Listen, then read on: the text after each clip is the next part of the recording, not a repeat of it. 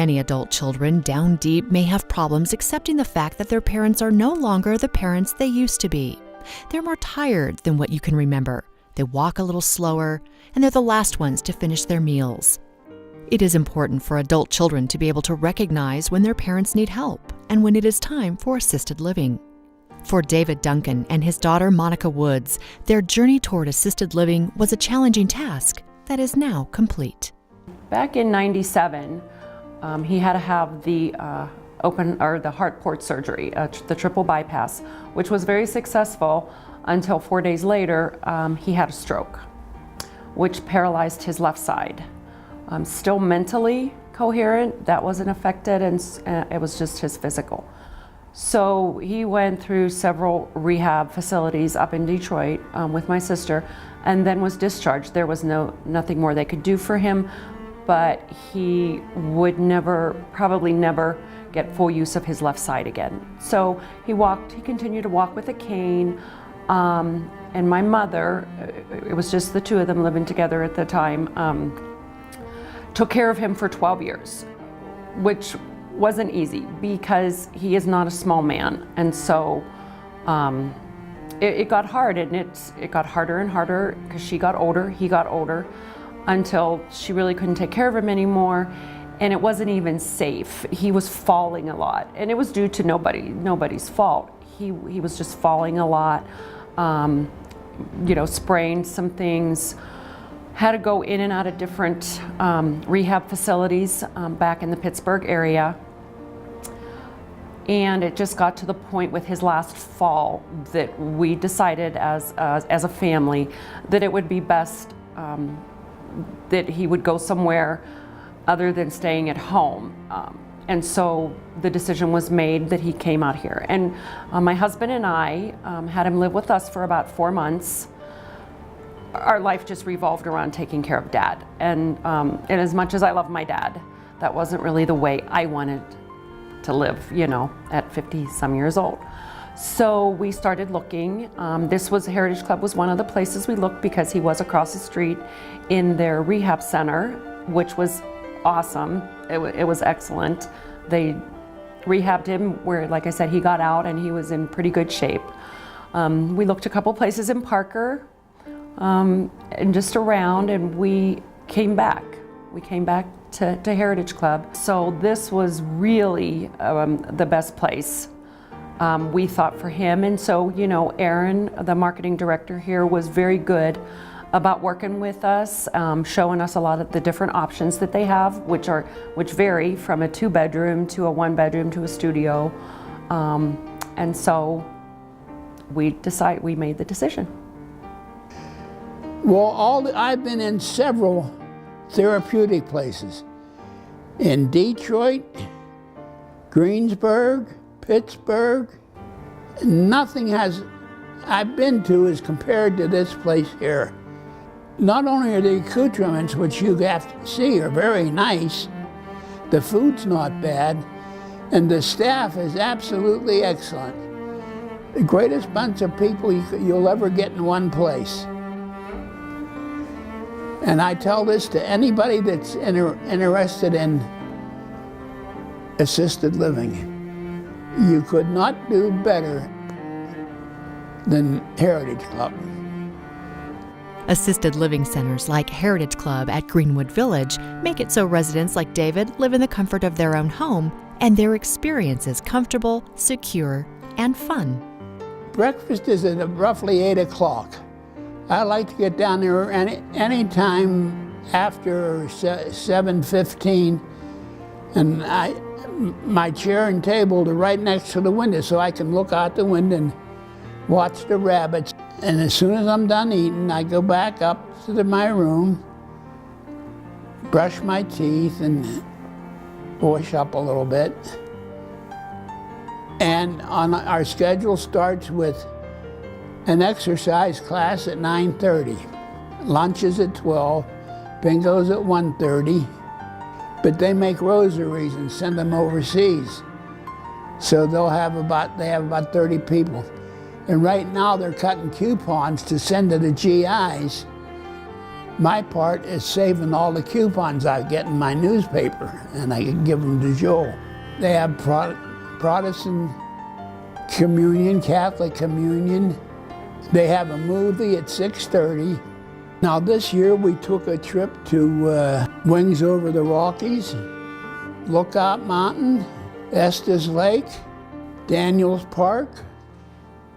We'll have a calendar discussion. Who wants to do what? Well, I'm still trying to get a trip to Erie because I understand there's a air museum up there with old airplanes, and I'm into old airplanes. Moving into an assisted living facility can be hard for older adults, especially if they're accustomed to being independent and maintaining their own homes. The thought of leaving a beloved home that holds many years of memories can bring challenges, sadness, maybe even grief. But it can also be a happy new beginning for the entire family. We had to make a choice. There was no alternative. We knew Dad was ready to be in a place like this because he needed to interact with folks his own age.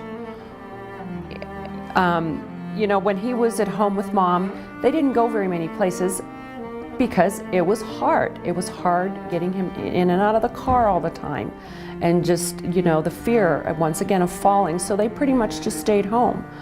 And so and he would sit in the basement, and we have a beautiful house at home. I grew up in a beautiful house, but to sit and watch TV all day, that was really no life for either one of them.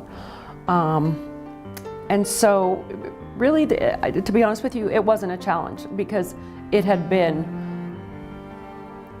12, 13 years since his stroke. And so we were all ready to say, Dad needs to go, he needs to be somewhere. And so I guess the challenge was just to find the perfect fit. A native of McKeesport, Pennsylvania, David, who is now 87 years old, has been at Heritage Club at Greenwood Village for 3 years. When you ask him what he enjoys most about his home, he says it's his neighbors and the personal care of the 240 staff members that watch over him 24 hours a day. They're easygoing, they answer your questions, and they're just all around nice people. Everyone wants their parents to live independently as long as possible, but the ability to make good decisions and to care for oneself can slowly decline. Although it can be hard for children to admit that their parents aren't the strong and in-charge people they were 30 years ago, assisted living can help provide care and support that oftentimes cannot be provided by family members. For Monica, she can now look beyond the years and enjoy every day she has left with her dad. He's happy and he's thriving. And yes, he's had a couple falls since he's been here, because he's prone to that because of his left side, and he has gone into the hospital after both of those falls, gone across the street to the rehab center. Sometimes it was a little bit longer. Last January was actually 3 months because he broke his collarbone. So it was a long stay over across the street. But it was great because he knows if he has to go across the street again, he knows half the people over there. And he knows that his real home is over here. And so just mentally, having the facilities that they have on one campus, it's great. I am a citizen of Colorado now. I voted in Colorado last election. All things being equal, I'll die here.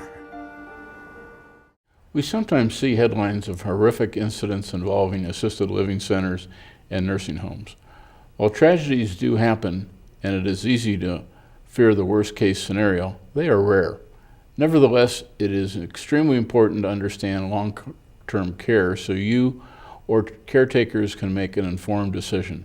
If you do your due diligence when choosing a facility, you can rest assured that you or the people you care for will be in good hands. Today I have with me two experts in this area. The first is Shannon Gimbel, who is the Ombudsman Program Manager in the Area Agency on Aging, which is part of the Denver Regional Council of Government.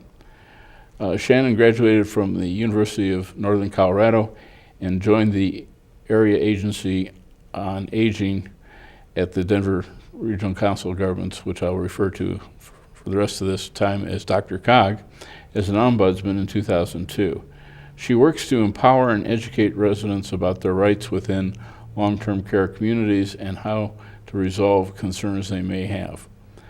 Shannon became the Dr. Cog Long-Term Care Ombudsman Program Manager in 2010 and is responsible for overseeing both the assisted living and nursing home teams. She is joined by Shalina Roberts, Executive Director at the Heritage Club in Greenwood Village.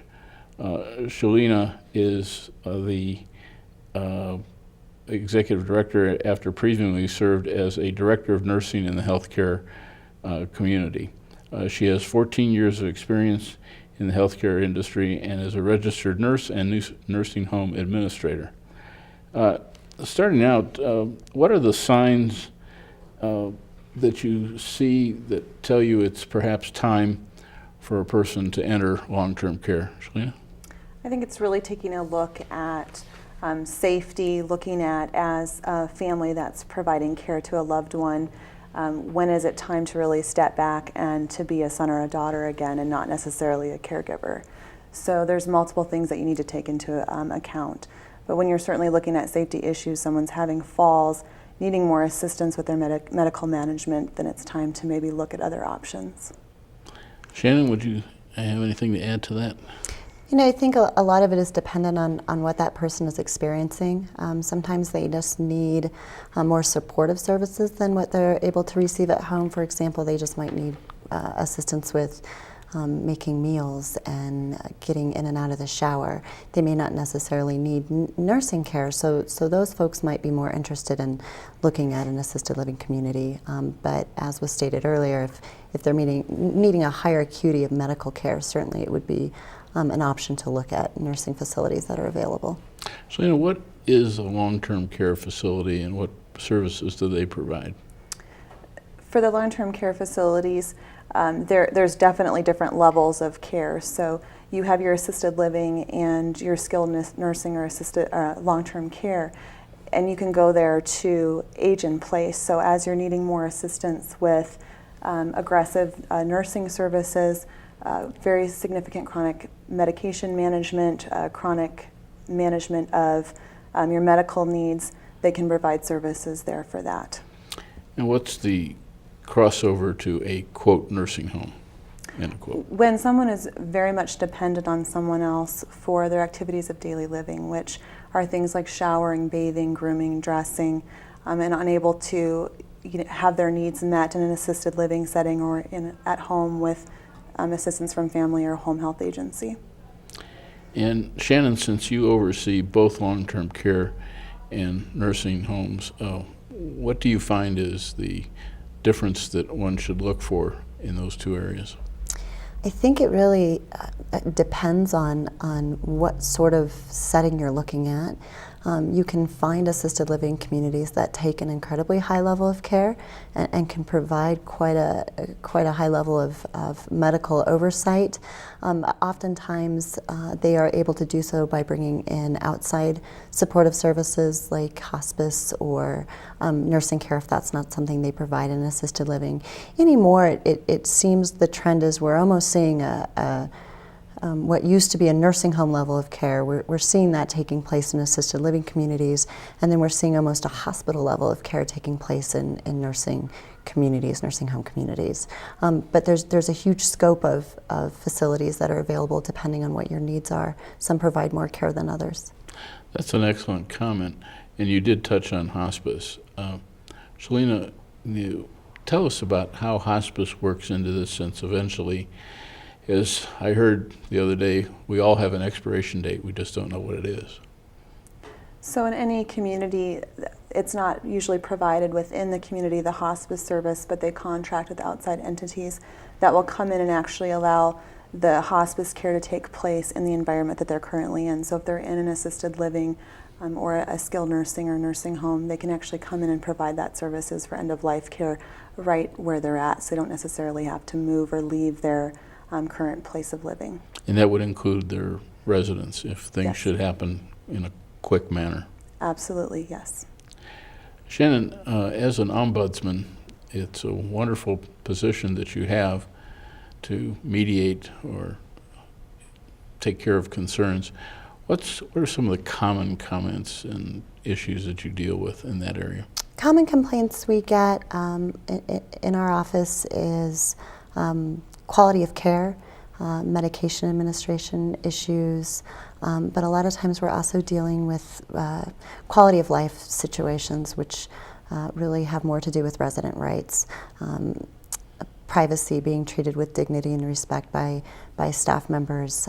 Sometimes it's conflicts with outside entities, not just people who live or work in the communities. Oftentimes it can be a result of family members who are in disagreement about what should be taking place.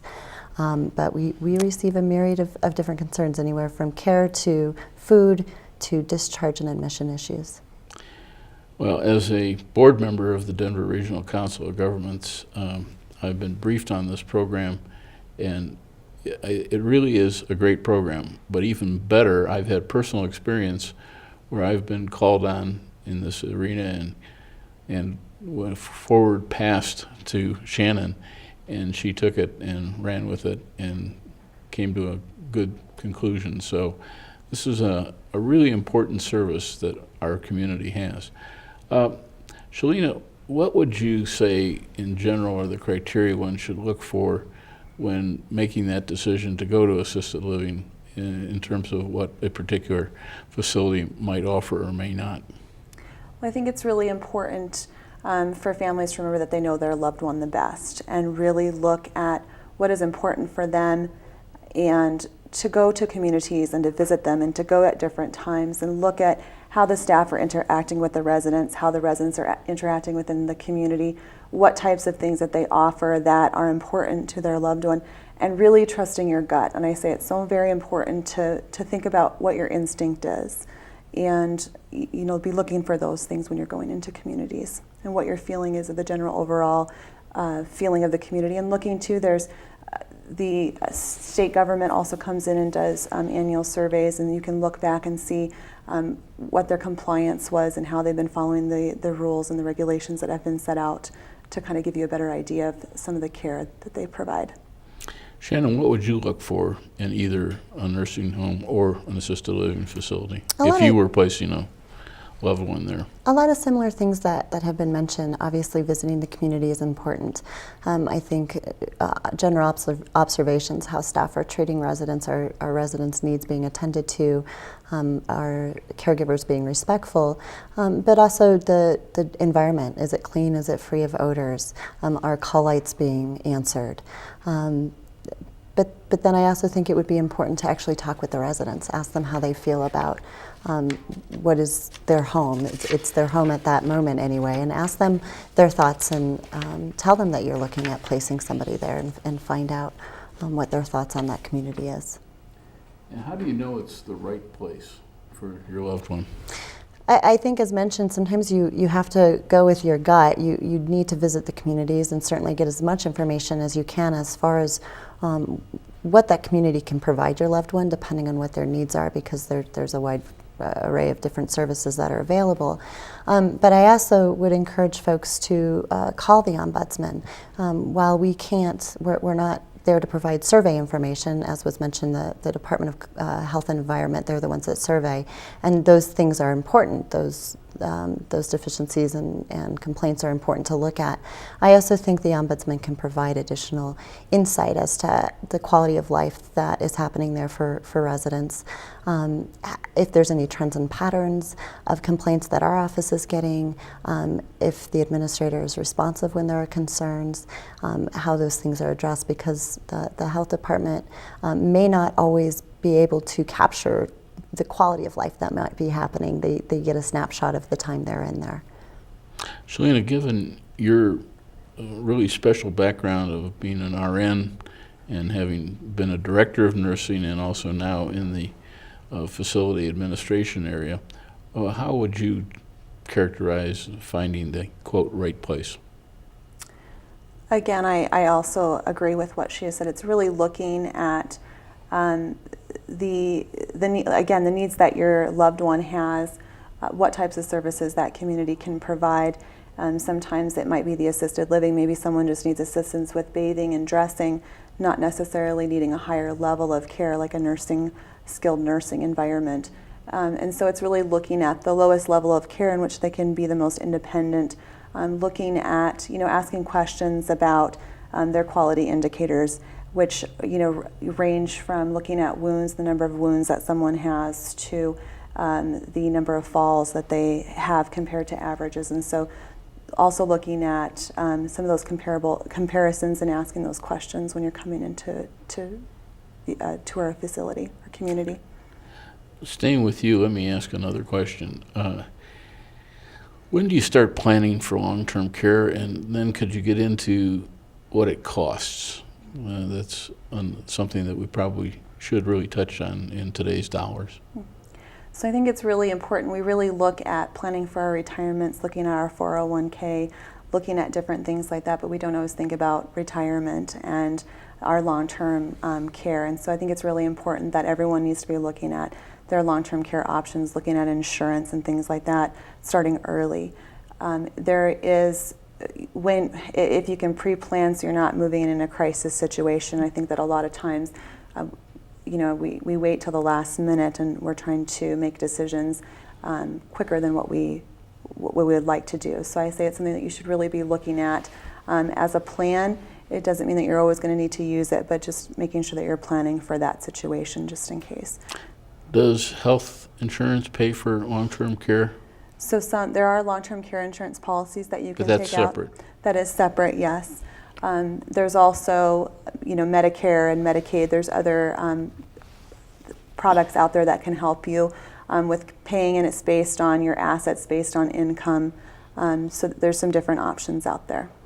Without touching on those qualifiers, what's the general cost that one can anticipate? It really, for long-term care? For long-term care, it can range. There's a huge range that it can cost. It really depends on the type of service that you need, because someone that needs chronic diabetes management is going to be much more expensive than someone that necessarily just needs assistance with bathing. So to give a range, anywhere from $3,000 to $15,000 or more a month. It just depends on your needs and what level of care that you need. Shannon, from the Ombudsman's point of view, what do you see in the cost in areas to provide subsistence assistance that you've run across? I think that's one of a family's number one concerns when they're talking about placing a loved one is the issue with resources. As it was stated, it can be very costly to private pay. And so I think it's important to consider long-term, how long are we expecting somebody needing to be in a long-term care community? What are their resources? And then if they're going to be looking at what is called a spend down in order to qualify for Medicaid to assist in either the payment of an assisted living or nursing home, you want to ensure you're placing your loved one, say, for example, you're going into an assisted living community, and you expect that resources are only going to be available to private pay for approximately a year. You'd want to make sure you were looking at options of communities that also accept Medicaid, not just those that are only able to accept private pay options, in order to keep from having to move a loved one should they spend their resources down. There are options out there for Medicaid and Medicare to assist. However, we're seeing that become more and more difficult and more limited. And so you're seeing a lot of families who are stressed over trying to sort of make ends meet by supplementing that payment if and when they're able. I know there are attorneys who specialize in elder care and who deal with suggestions on asset management. Have you come across that in your job? We do oftentimes get questions about estate planning or issues surrounding getting a power of attorney implemented or in effect, or even possibly a guardianship. Sometimes those things are required in order to place somebody into a secure type setting if they have Alzheimer's or dementia, not always. And so there are quite a few attorneys who specialize in elder law issues, which I think is important to consult with when we're looking at such legal issues surrounding either estate planning or decision making. So what do you see as the challenges for your industry in the foreseeable future?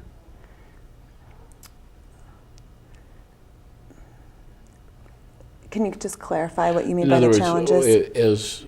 when you are planning for the future, Mm-hmm. as your company, what does your strategic plan say that you need to do and what you see coming? Because I assume that would also apply to other companies. I think it's really looking at, there's a lot of discussion of the baby boomer and making sure that we're meeting the needs of the healthcare needs that are going to be coming, and so making sure that there's enough staff to care for them, looking at some of the challenges like she brought up about getting the funding and things like that. So it's just making sure that we have the resources and we have the trained staff to be able to provide and associates to provide the care that we need to provide to the population. Are there websites or national organizations that you might be aware of that you could share with our visitors, our viewers? Yes, so absolutely. This CMS, Centers for Medicare and Medicaid Services, is a very good resource. We recommend people to go there a lot. It can give you a lot of information. Good. And Shannon, how about resources for the Ombudsman area and the Area Agency on Aging? There are an array of different resources that are available, but particular for DRCOG, obviously anybody can call upon the Ombudsman program, whether it's in our region or not, to get assistance in selecting a care community. But also if there are issues once a loved one is in a care community, they can call upon us to assist. But under the Area Agency on Aging, we also have Network of Care, which is an online resource, and it's a fairly comprehensive online directory of resources anywhere from home care to estate planning to finding out what medications you're on that might counteract with other medications that you might be taking. So there's legislative updates on there. There's a huge array of different information that's on DRCOG's Network of Care that can be accessed. It can even be put out in large print, so it's easy to read. It's a fairly easy to use website. And I guess I've heard you've been having a lot of hits on this website? We have. I can't tell you specifically how many hits, but it's been increasing every month. I think anywhere in 1 month we have approximately between 30 and 50,000 hits. I think you just said 30 and 50,000? Yeah. Wow. We're getting, when those are actual user sessions, so people are actually going on and spending some time in it, finding different resources they might need. And it's nice because it offers community resources as well outside of just long-term care resources. Well, we've been privileged today to have two people that really know what to do in this area. And I thank you both for coming because it really is a tough decision for the individual and even more so at times for the family when to move into this area. So I think we've received some really valuable information. The Denver Regional Council of Governments Area Agency on Aging helps connect older adults and their families with appropriate services from more than 700 providers in the Denver metro area. Information on everything from transportation to long-term care can be found by visiting the website and telephone numbers on your screen.